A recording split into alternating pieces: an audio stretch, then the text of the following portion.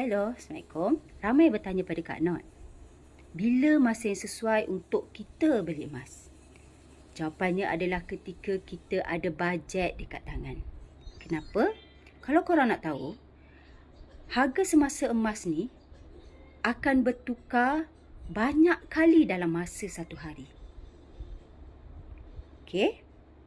So, bayangkan, contoh, pagi ni kita ada duit kat tangan.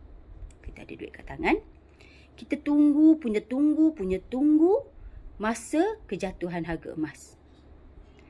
Time kejatuhan harga emas pula, kita tak ada bajet. Macam mana tu? Tak ke terganggu emosi? Mulalah, alamak, rugilah tak beli semalam. Alamak, rugilah tak beli tadi.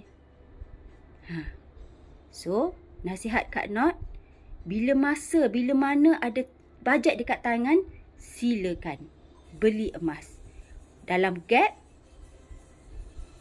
paling minimum pun RM100. Okay? Bye.